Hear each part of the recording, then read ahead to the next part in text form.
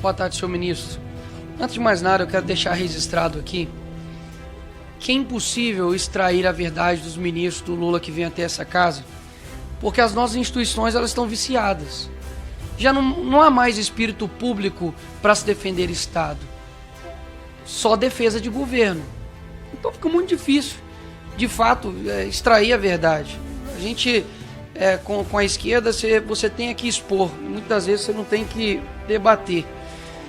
Antes de mais nada, deixar uma posição de que, não somente minha, mas acredito que de muita gente, foi vergonhosa, desrespeitosa, quando o Itamaraty, sob sua gestão, ministro, se referiu ao assassinato de Hanani Glazer, que é um brasileiro, como falecimento de cidadão brasileiro em Israel.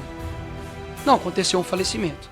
Se eu sou os familiares de Hanani, eu confesso que eu ia ficar revoltado de um país tratar suas vítimas dessa forma, principalmente pelas mãos de terroristas. Além do mais, antes de fazer as minhas perguntas, são bem objetivas, basicamente é só sim ou não, de que eu ouvi aqui alguns deputados do PT dizendo a respeito, por exemplo, da suspensão, dos vistos de estudante pelos Estados Unidos, de que isso seria uma medida, enfim, praticamente totalitária. Mas na verdade o que eles estão fazendo é só uma suspensão para poder analisar a rede social dos estudantes que querem aplicar, o visto nos Estados Unidos.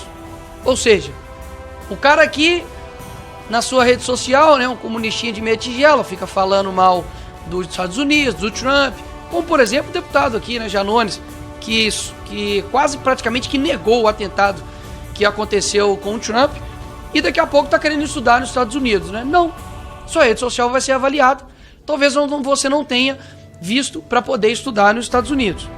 Segundo ponto, que aí vem um reflexo absurdo, do Itamaraty, que, enfim, concede a mais alta honraria do Ordem do Rio Branco, de Rio Branco para Janja, que confesso que é a norte-artilheira, a nossa camisa 10, mas que, poxa, em termos de âmbito internacional, é gafe atrás de gafe. Primeiro, eu não entendo e queria entender a solicitação que o Itamaraty fez para 200 milhões para pagar despesas do Lula em Nova York. Sim, é inacreditável. Se eu parar para poder ver os problemas estruturais do nosso Brasil, são 100 milhões, deputado Felipe Barros, de pessoas que não têm saneamento básico no nosso país. Aí você destina 200 milhões para pagar a despesa do Lula em Nova York? Que isso? A Janja realmente é bem cara. Que chega e xinga o Elon Musk, o homem mais rico do mundo, e não somente por ser rico, mas pela sua capacidade extraordinária que praticamente ninguém fez. O cara literalmente fez o foguete da ré e manda ele para aquele lugar. Enfim, essa é a pessoa que ao lado do Xi Jinping pede para poder regular as redes aqui no Brasil. E aí eu começo as minhas perguntas. A PGR deveria também abrir um inquérito contra a Janja por ataque à soberania nacional, por quebrar o protocolo e fazer esse pedido ao presidente da China para poder regular o conteúdo do TikTok no Brasil? O ministro Barroso deve ser investigado por abolição do Estado Democrático de Direito por solicitar ajuda aos Estados Unidos nas eleições aqui de 2022. Terceira pergunta.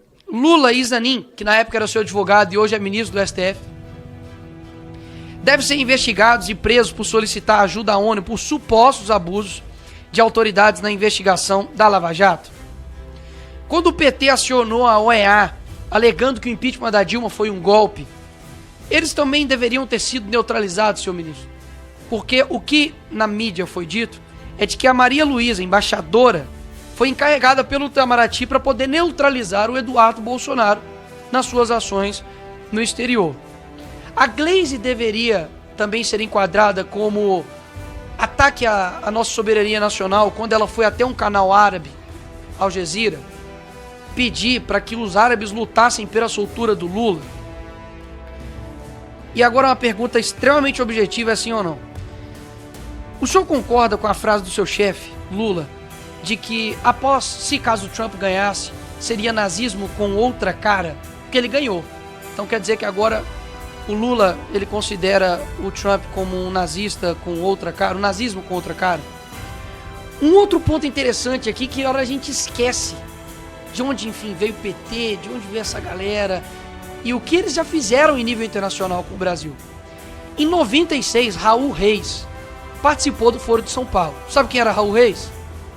Ele era líder das Farc, Forças Armadas Revolucionárias Colombianas, que é responsável pelo maior narcotráfico da América Latina, né, juntamente aí com o PCC, enfim.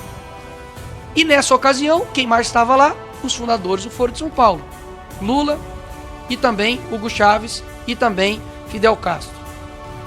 Vamos lá. 10 anos depois, Lula dá uma entrevista dizendo o seguinte, ministro, que ele é seu chefe. Falou assim: depois de anos da fundação do Foro de São Paulo, todos os países da América Latina tinham presidentes de esquerda. Ou seja, o Foro de São Paulo, que é uma organização extraterritorial do nosso país, fora, interferiu claramente nas eleições do nosso país. Até mesmo porque depois disso, todos os nossos presidentes, a não ser Jair Bolsonaro, foram presidentes de esquerda. Ou seja, é inacreditável como isso simplesmente esquece e foge das nossas mentes. E eu me recordo que durante a faculdade, inclusive, falava sobre o Foro de São Paulo, denunciávamos isso e éramos tratados como loucos. Se os senhores tiverem um mínimo de curiosidade, não é simplesmente um encontro de amigos que vão lá e falam sobre política externa, não. Há atas, há metas, e as metas são cumpridas. Ou seja, de fato, é inacreditável como o atual governo ignora não somente o seu passado, mas também tem ignorado o presente e tem deixado os interesses brasileiros de lado. O governo brasileiro recusa a sugestão, talvez, né, de considerar a PCC e Comando Vermelho como organizações terroristas. Ou seja, se o Hamas, Al-Qaeda ou outros, enfim, terroristas de fato, muitas das vezes há um receio em chamar os de terroristas pelo atual governo, mas outras pessoas, como pessoas que invadiram aqui, enfim, no dia 8, são consideradas terroristas, para mim há uma falsa virtude nisso. Porque, poxa, eu não consegui condenar o Hamas, mas eu consegui prontamente falar que uma pessoa que adentrou aqui os prédios públicos é um terrorista. Para mim isso de fato é uma indignação completamente seletiva, principalmente com os seus, né, com o povo brasileiro. Então quero deixar, enfim, tudo isso aqui registrado, que me lamenta muito assim, o caminho que a gente toma, porque afinal de contas são instituições que deveriam prezar pelo bem público, pelo bem dos brasileiros, e o que eu menos escuto aqui nessa casa é Brasil. É o que eu menos escuto. Há uma defesa de governo, há uma defesa do presidente, há uma defesa até da Janja, inacreditável. Há uma defesa, enfim, a tudo. A AGU defende o STF defende deputados de esquerda judicializam tudo e jogam tudo para o STF quando lhes convém, e nada de se resolver de fato o problema do nosso país. Porque me parece que sempre, pastor Marco Feliciano, quando o ministro vem aqui nessa casa, tá tudo bem, pô. Parece que eu vivo na Suíça, o sargento falou. Se pegar todas as falas dos ministros do Lula aqui nessa casa, parece que nós estamos na Dinamarca. Porque afinal de contas não tem nada de errado. Então, parece que eu tenho que dar parabéns pra vocês. Então, parabéns. Tá tudo bem, não tem nada que ser resolvido. O Brasil tá caminhando, a economia tá ótima, nossa cultura tá bem, violência tá excelente, a nossa imagem no exterior também tá excelente. Meus parabéns pelo grande trabalho que vocês estão fazendo. Espero que vocês nunca mais voltem ao governo desse país. Obrigado, presidente.